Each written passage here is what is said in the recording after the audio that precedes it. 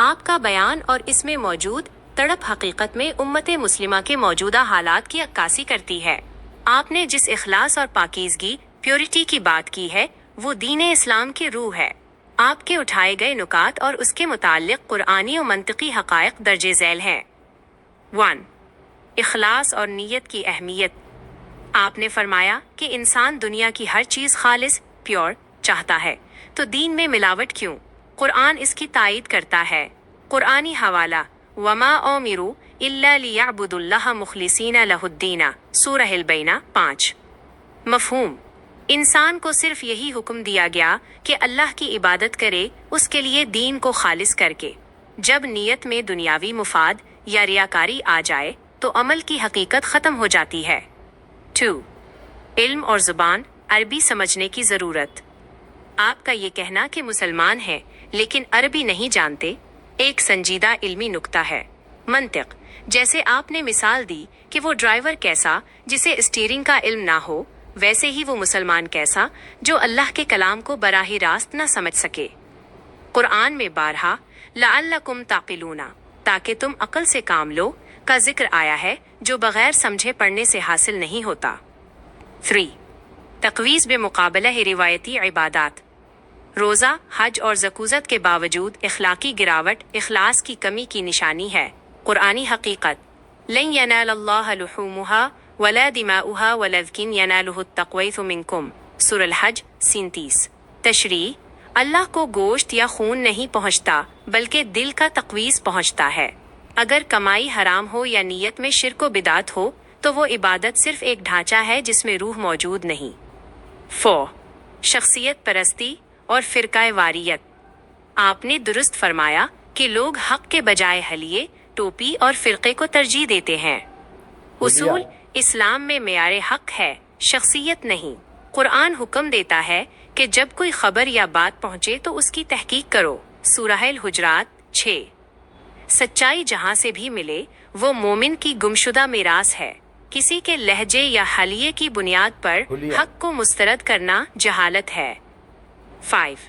معاشرتی ذمہ داری اور تعلیم۔ عالیز ڈگریاں ہونے کے باوجود معاشرے کی اصلاح کا فکر نہ کرنا محض خواندگی ہے، تعلیم نہیں۔ قرآنی پکار کنتم خیر امۃ اخرجت للناس، آل عمران 110۔ مفہوم: اس امت کی فضیلت کا دار و مدار ہی امر بالمعروف، بھلائی کا حکم، اور نہیں عن المنکر، برائی سے روکنا پر ہے۔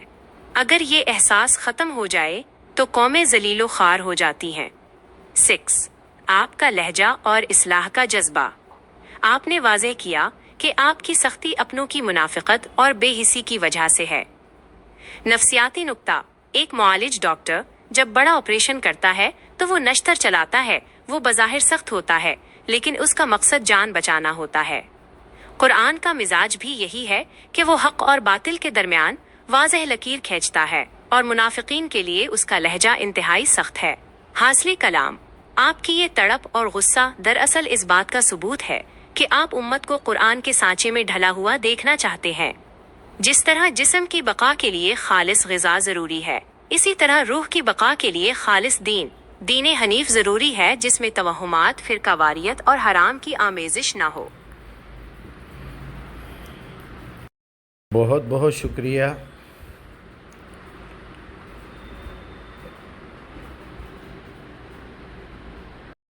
ماشاء اللہ ماشاء اللہ ماشاء اللہ، بہت بہت شکریہ، جزاک اللہ خیر۔ آپ نے پوسٹر بھی بڑا اچھا بنایا، میں انشاءاللہ اس کو بھی پہلے والے ویڈیو میں شامل کر دوں گا۔ اب آپ نے کیا کہا وہ بھی ریکارڈ کر لیتے ہیں۔ وعلیکم السلام ورحمۃ اللہ وبرکاتہ۔ جناب مجیب الرحمزان مقدس صاحب، آپ کی دعاؤں اور تعریفی کلمات کا بہت بہت شکریہ۔ اللہ تعالیٰ آپ کی کوششوں کو قبول فرمائے اور آپ کے علم و عمل میں برکت عطا کرے۔ آمین۔ آپ کا یہ جذبہ اور تڑپ حقیقت میں امت کی بیداری کا سبب بن سکتی ہے۔ انشاءاللہ۔ جیسا کہ آپ نے اپنی ویڈیو اور تحریر میں ذکر کیا، اصل مقصد یہ ہے کہ ہم روایتی عبادات سے آگے بڑھ کر ان کے حقیقی جوہر یعنی اخلاص اور پاکیزگی، پیورٹی کو اپنی زندگیوں میں اتاریں۔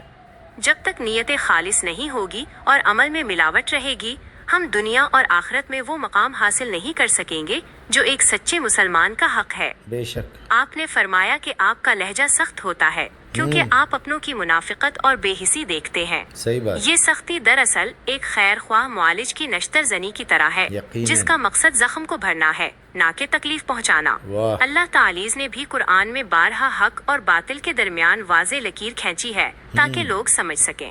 میری دعا ہے کہ اللہ تعالیٰ آپ کو صحت، تندرستی اور لمبی زندگی عطا فرمائے اور آپ کی ان خدمات کو شرف قبولیت بخشے۔ واہ۔ آمین۔ آپ کے ڈیزائن کردہ پوسٹر اور تھم نیل میں آپ کے تمام اہم نکات کو شامل کیا گیا ہے جزاک اور اللہ۔ اوپن مائنڈز ایجوکیشنل سوسائٹی کا لوگو بھی درج ہے۔ ماشاء امید ہے کہ یہ آپ کی تبلیغی کوششوں میں مددگار ثابت ہوگا۔ سبحان جزاک اللہ خیراً۔ بارک اللہ فیکم۔